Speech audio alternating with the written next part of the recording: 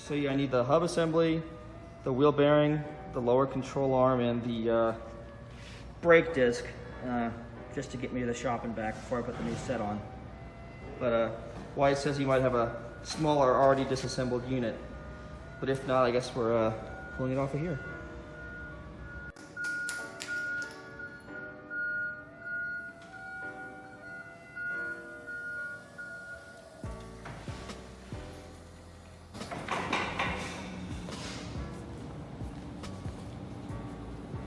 Oh, cool, it's already taken off.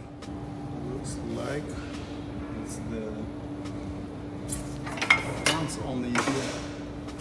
Only fronts. Only fronts? Sorry about that, man. No problem. Let me see what I'm pretty sure how it works. Worst case scenario, like I said, I'll take off. Yeah, no problem. Man, he's going the extra mile.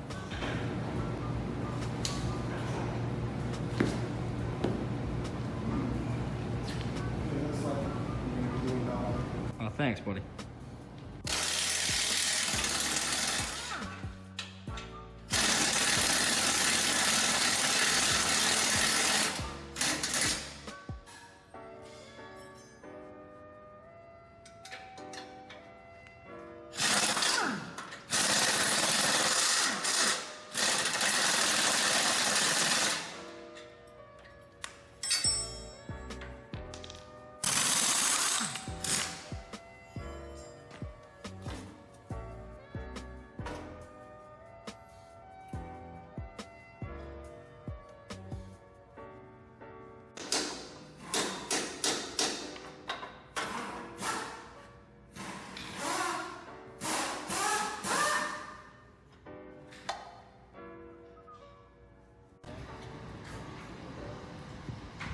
Thanks, Wise. See you next time, brother.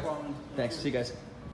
So, met up with Reiner over here from the forums. He got me some AP2V1 wheels. They're replica wheels, but they look close enough to me, and they have good tires, right? Oh, yeah. Yeah, man. As long as the center caps fit from the OEM, I don't think anyone can tell the difference, and I'll take them off my AP1s. Mine went right in. They went right in? Sweet. Let's see how they ride. Noah just got here. Going over to the S2000. I have the new wheels, AP2V1 replica wheels, but I bought them mostly from the tires, for the tires. And got the whole assembly over here ready for him to throw it on, put the wheels on. I don't want to drive it too much unless I get it aligned, make sure the frame is straight enough, but we can at least go for a bit of a test drive today. Think it'll be doable in one day? Yes, sir. All right, cool. It's done quick. Yeah, let's see it. Could you see anything else broken besides the lower control arm and the hub?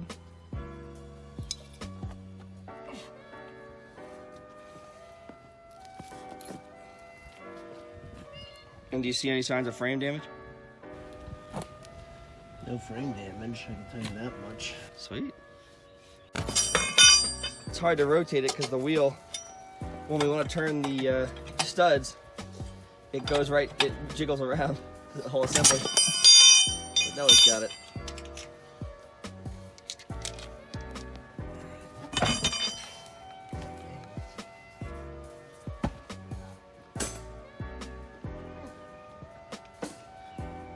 Yeah, look at that. I think the brake locked onto the rotor when I spun out. You can see how it cracked off. Crazy. It's hard. Yeah, that part literally bent. It's not even broken. Took a lot of that impact, didn't it? It did. Crazy. There's no way.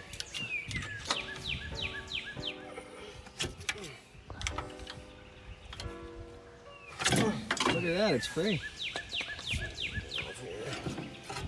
Oh, you got the little ones with that bracket in the back of them. Your pads are still good. Pads are good? Yeah, they're fine.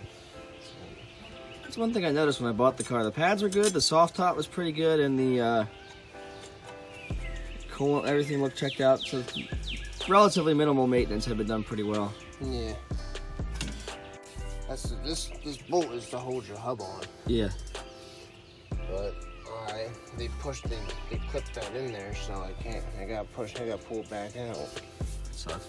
Yeah, it does. It's a pain in the butt.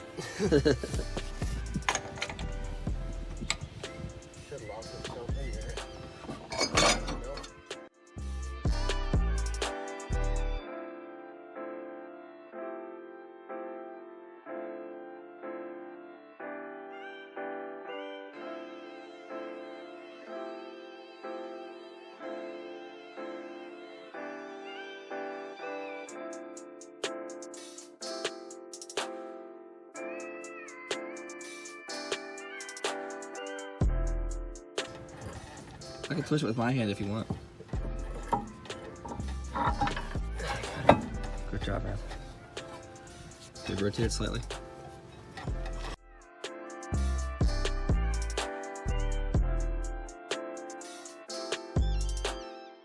So this is why it's not straight. The tire's going in like this.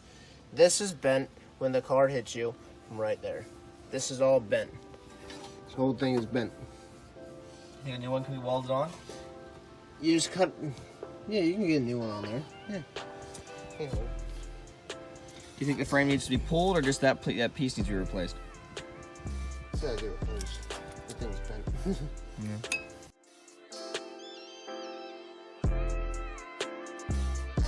The right one here. You can put your tire on, see if it's straight. If it's straight, that means we're gonna drive it? Yeah. Sweet.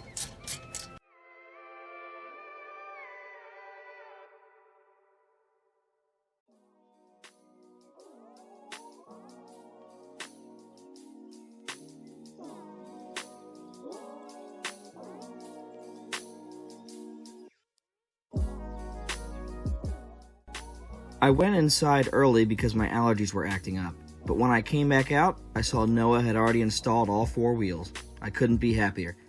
I think they look really great on the AP1. So before I get into my first test drive, something I wanted to test here with my GoPros is if I can actually charge it from here and through the cigarette lighter charger right here as well. I wanted to see if I can run that behind my seat and actually charge my GoPro during filming. GoPros are known for really bad battery life, so I'm gonna turn it on.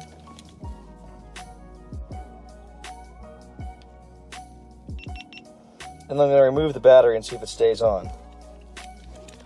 Because long videos, battery life, that's an issue. So the battery's out, and it's still on. So as long as it doesn't come out, I can in fact charge it while I'm using it and keep it topped off for longer videos. I eventually want to have my GoPro Max up here. This actually got stolen from the tow lot, but I bought another one on eBay, slightly used. But I want to have it mounted there to film me, and then have the this GoPro on my head. Maybe one, you know, off the trunk, about a foot up, to show some aerial views. But at that point, I might just get a drone. So yeah, let's see if I can record the first test drive with the new wheels and refurbished suspension.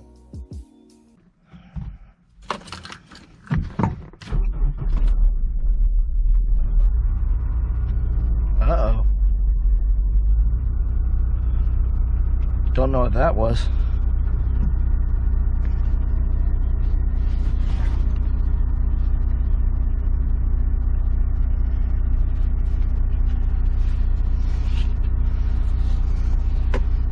I had the fan running for a little bit before I started it, and I had to start it in a few days, but let it warm up a little extra long.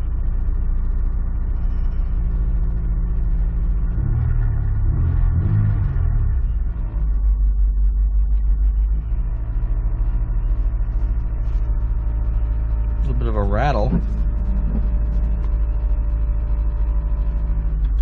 Don't know where that's coming from either. Motor mounts are new.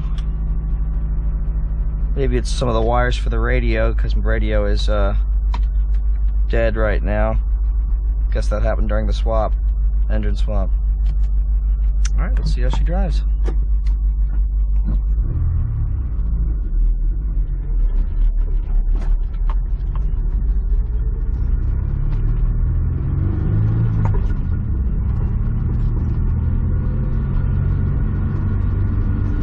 The steering wheel is off center, but that was also from the swap. When I decelerate or coast, I hear something funny. Yeah, something's off. Hear that? I don't want to mess up my tire either. Let me try coasting in neutral.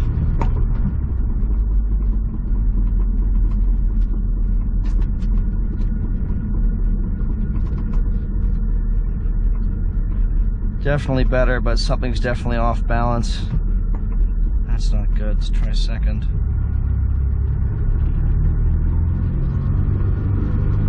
Engine feels fine. Ooh.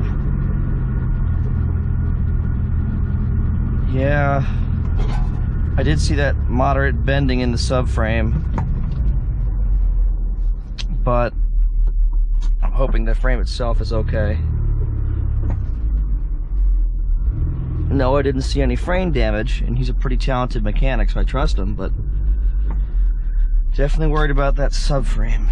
I don't want to ruin these tires, but at least it runs and drives, technically, you know, enough to get it on a trailer.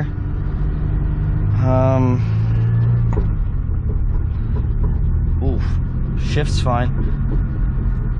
Obviously, I stalled it when I wrecked, so maybe my diff is messed up. Yeah, I don't like the sound of that.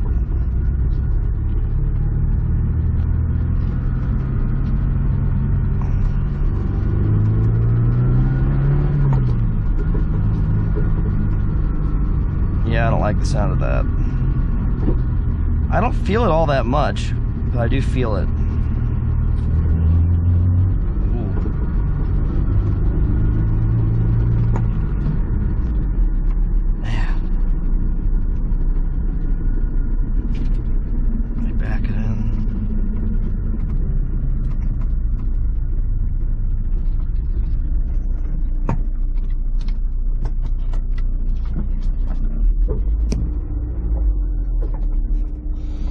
When the clutch engages, you almost hear this kind of skipping, almost like there's some teeth missing from the diff. But, you know, I bought parts off of a JDM rear subframe, and I can buy the rest of that, which comes with the diff and even the rear shocks. So I guess that's my next move.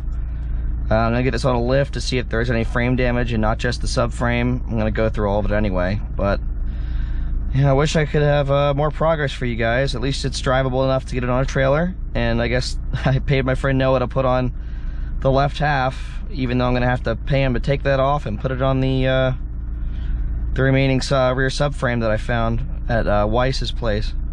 So thanks for watching. I appreciate it, guys. Please like and subscribe. Sorry this video took a while. The AP1 should be done soon, or the AP2 rather, but we'll figure it out. Thanks.